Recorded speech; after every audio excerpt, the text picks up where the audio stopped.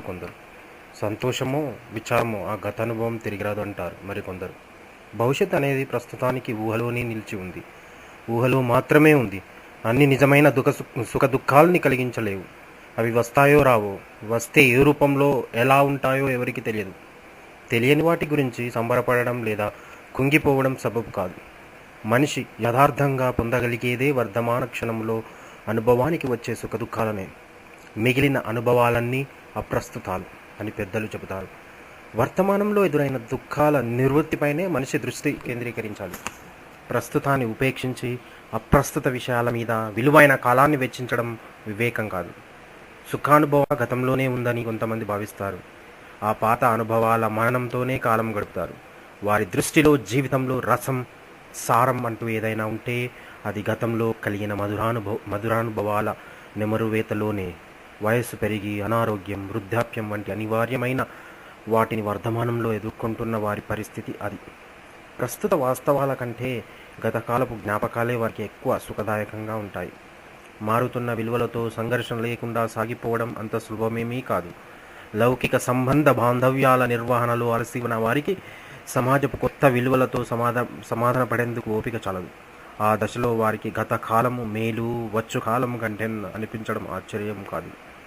గత కాలపు సంగతులు మేలు తలుచుకోవడంలోనే వారికి కాలం గడుస్తుంది.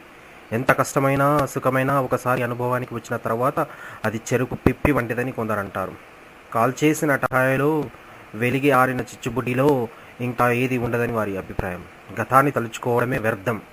జీవితం అంటే కొత్త బంగారు లోకమేనని, సుఖం కలిగించేలా భవిష్యత్తులో అనేకం తమకు కలగనున్నాయని వారు తలుస్తారు. ఆశగా ఎదురుచూస్తుంటారు. వారిలో ఎప్పుడు ఆరోగ్య ఐశ్వర్యాభివృద్ధి గురించిన మధురమైన ఊహలే నెలకొంటాయి. భవిష్యత్తులో దుఃఖం తప్పదని సదా శంకించే వారికి ఆపదలు, అనర్థాలే కనిపిస్తుంటాయి. జరుగుతున్న వాటి కంటే జరగనున్నవే తమకు ఎక్కువ సుఖానుభూతి కలిగిస్తాయని వారు నమ్ముతుంటారు. గతంలోని సుఖాన్ని తలుచుకునేవారు కొంతమంది, వర్ధమానంలోనే శోధించి సాధించుకోవాలని భావించేవారు ఇంకొంతమంది, భవిష్యత్తుపైనే దృష్టి సారించి ఊహల ప్రపంచం కలల పల్లకిలో వివరిస్తూ ఆనందాన్ని అన్వేషించేవారు మరికొంతమంది ఉంటారు. ఆనందం కానీ ఆందోళన కానీ కేవలం బాహ్య విషయాల వల్ల కలిగేవి కావు. సుఖ దుఃఖాలకు మూలం మనిషిలోని అంతరింద్రియమైన మనస్సు.